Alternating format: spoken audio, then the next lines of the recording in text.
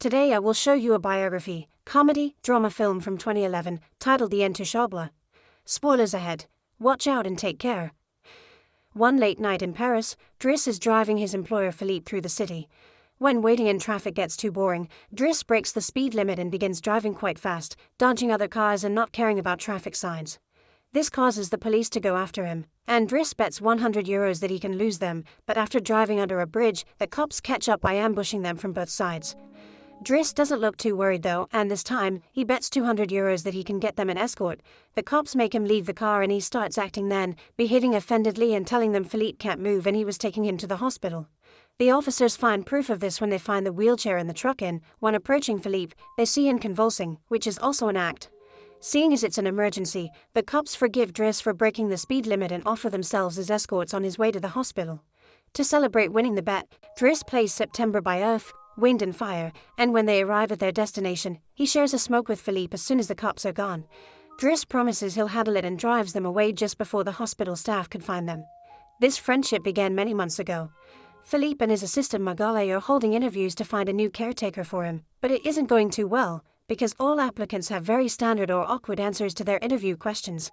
But they're suddenly surprised when Driss storms in, ignoring the fact it isn't his turn quite yet, because he only wants some papers to be signed saying they won't hire him so he can get the unemployment benefits. He's blunt and a little rude, even hitting on Magali, but Philippe finds him amusing and asks him to come back the next day for his signed papers. Driss goes back to his home in a humble neighborhood and tries to take a bath while all his little siblings bother him, only managing to get it done in time thanks to his sister Mina, who is a bit older than the others and more responsible. While waiting for their mom to arrive, he looks through the window and notices his brother Adama getting out of a suspicious car. When the boy enters the apartment, he just says he was at school and leaves again after grabbing his bag, causing Driss to be even more sure that he's up to something. In the evening, his mom arrives, and he gives him a Fabergé egg he stole and tells her he's been away on vacation when she asks. She isn't happy to see him though, because he disappeared for 6 months and never called, and now he's shown up out of nowhere as if her home was a hotel. As she's absolutely done with all his lies and she has other children she has to take care of, she kicks him out and tells him not to come back. Driss spends the night having a smoke and some snacks with some neighborhood friends. The next day, Driss goes back to Philippe's house for his papers, and he's received by the housekeeper Yvonne, who shows him around the place and tells him about Philippe's daily routine. She also shows him the room he would get for himself with his very own bathroom. Driss can't help staring at the bathtub before he's dragged to see Philippe, who offers the signed sheet of paper but also a job opportunity. Driss accepts the 1-month trial, and Philippe tells him he bets he won't last 2 weeks. After bringing his things to his room, Driss is taught how to take care of Philippe. He must learn how to keep his legs stimulated, how to put him in the wheelchair, how to help him shower and change his clothes. Things get awkward when Driss discovers he must put on him some high stockings and even clean his butt after Philippe uses the bathroom, but no matter how much he complains and says he won't do those chores, he ends up accepting them as part of his job. Later in the evening, while he's enjoying a snack on the roof, he's interrupted by Philippe's daughter Elisa and her boyfriend Bastien, who are looking for a private place to make out, and he kicks them both out after refusing to share his beer. Driss quickly gets used to the daily routine with Philippe, even if at first he does make some mistakes he learns from, like handing the phone to Philippe instead of putting it on his ear or forgetting the baby monitor while having a bath. He also learns to organize his mail in different folders, most of the letters he opens for Philippe, but there's a series of private ones he isn't allowed to look at. When he finds a flyer promoting female escorts, he decides to start a file just for those instead of throwing them in the trash as Philippe says. It's not all work in this new life though. Driss still makes sure to have a good time. He keeps trying to hit on Magali to no avail, and sometimes calls escorts to join him in bed. One morning, after Yvonne comes to his room to scold him for being late, she finds some dangerous weapons in his bag, but she doesn't comment on them yet. Driss' work today is to drive Philippe around, but he refuses to put him in the back of a van as if he was cargo, so instead, he takes him on one of the fancy cars that don't see much use. Philippe, who first thinks this isn't suitable and says they should be pragmatic, is soon getting excited at the idea of a faster, less boring ride, although Yvonne still disapproves. When they try to leave the building, there's a neighbor parked at their entrance, ignoring the sign on the door that says it's forbidden. Driss wastes no time and goes after the guy, grabbing him by the front of his shirt and threatening him until he moves the car. Philippe is impressed by his actions, but Yvonne, once again, disapproves. The pair goes to a museum, where Philippe is planning to buy a piece of artwork that Driss considers not worth the money because it's just a red blotch on the campus. Afterward, Philippe meets with a relative of his, who tells him everyone is worried about Driss since he can be violent.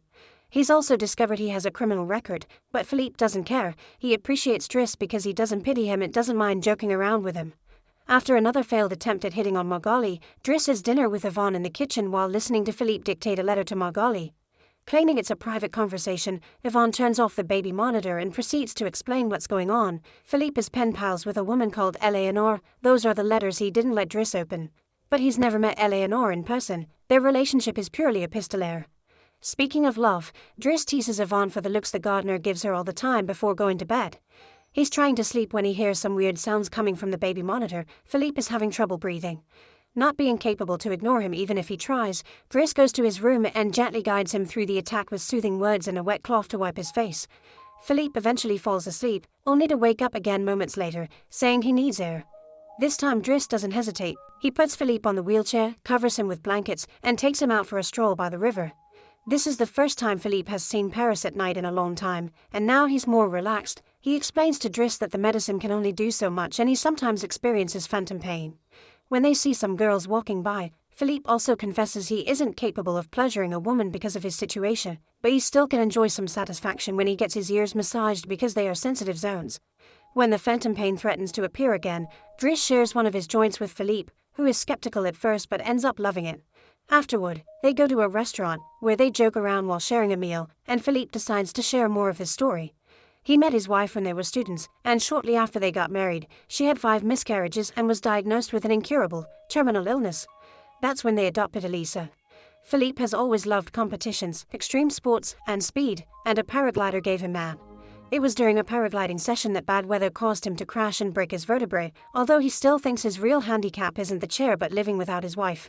After joking around some more, Philippe remembers the date and realizes Driss has passed his 1-month trial, so he's now officially hired. But he needs to start by bringing back the Fabergé egg he stole because it was a gift from his wife. She would give him one every year, and he has exactly 25, matching their time together. The next day, Driss goes to talk to Mina when she's leaving school, who is a bit offended because he hasn't been answering her messages except to ask her to look for the egg. She also tells him about some cops that have been calling their home. Afterward, he visits Adama, who confesses he was found with 30 grams on him. Driss wants to take him to lunch, but Adama refuses and instead gets in the same suspicious car from before. Later on, Driss is allowed to be present while Philippe dictates his letter for Eleanor to Margali. He thinks this purple prose is very boring and that Philippe should be more direct. He's also baffled to hear that this has been going on for 6 months and they never exchanged pictures. When he finds her phone number on one of the letters, he takes it as a sign and calls her, obliging Philippe to take the phone and finally speak to her outside the written word. Their conversation goes so well, Philippe is now on the phone with her all the time, even right before he and Driss attend the opera, during which Driss laughs and makes fun of the costumes.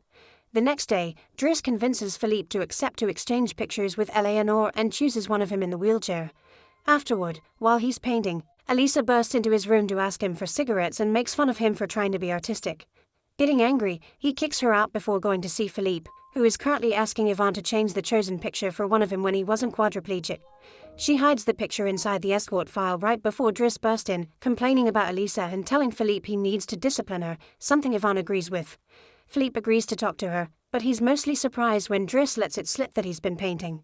Days continue to pass, and the friendship between Philippe and Driss continues to grow. Driss takes him to play in the snow and brings him with him when he goes out for a run. Philippe gets him his first suit and scolds his daughter while Driss listens to him through the baby monitor. When Driss finishes his first painting, he shows it to Margali, who slaps him when he tries to kiss her. Philippe, however, likes the painting and promises he'll try to sell it. The two of them have a great time with each other, enjoying things like getting a faster car, sharing joints, and even hiring escorts together. When Philippe's birthday comes, he isn't very excited about it. Every year, he pretends to be surprised that they're throwing a party and has to meet with all these relatives that only come to see him on the date to check he's still alive. Philippe says it'll all be rather boring. While he and the guests enjoy some live classical music, Driss searches for Elisa, who is crying in her room after having taken some of Yvonne's pills, which won't kill her as she expected. The reason why she's sad is that Bastien broke up with her and called her a tart, so she asks Driss to talk to the boy, which he accepts to do for a price. Meanwhile, Philippe is showing Driss painting to his relative and manages to convince him to buy it for 11,000 euros. Driss goes back to the dining room and chats with Yvonne, who tells him Margali is in a relationship with someone named Fred, but things are rather rocky at the moment, giving Driss hope. As the party begins to die down, Philippe makes Driss listen to some of the most important songs in classical music history, but he could only joke in response. After the band is done, he brings his iPod and plays Boogie Wonderland by Earth, Wind and Fire before he starts dancing right in the middle of the floor. He's an incredible dancer and he even convinces the rest of the party to join him and dance with him, which Philippe enjoys watching. Later, when putting Philippe to bed, Driss opens Eleanor's latest letter to him. She sent her picture, showing she's rather pretty, and is telling him they should meet next week when she visits Paris. When the day of the date comes, Yvonne and Driss put Philippe through dozens of outfits until they find the perfect one.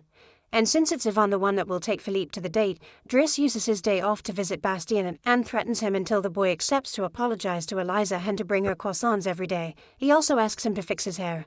Afterward, he visits his mother at work, but only to watch her from afar. At the restaurant, Yvonne and Philippe are waiting for Eleanor, who is very late. After waiting for an hour, Philippe gives up, calls Driss to ask him to take him away, and then leaves the restaurant without noticing Eleanor is arriving at the same time. That same night, Philippe takes Driss with him in his private plane and gives him the money he got for selling the picture, making him immeasurably happy. They make it to the countryside the next morning, and Philippe decides to go paragliding, dragging Driss with him as well. Driss doesn't want anything to do with it, but after initially freaking out, he ends up enjoying the experience. When they return home, Adama is there waiting for Driss and gets scolded when he sees the scars on his face. Adama will still not tell Driss what's happening in his life though, so Driss makes him wait in his room while he calls Mina to tell her not to worry and goes to put Philippe to bed. Philippe, however, isn't sleepy yet. After making Driss look at a painting with him, he asks him about his family, which Driss at first doesn't want to talk about but eventually gives in. It turns out Adama technically isn't his brother and his parents aren't actually his parents, they're his aunt and uncle. They fetched him from Senegal when he was 8 because they couldn't have kids, and his real name is Bakari Bossari, but because other kids had that name, they called him Idris, and that became Driss.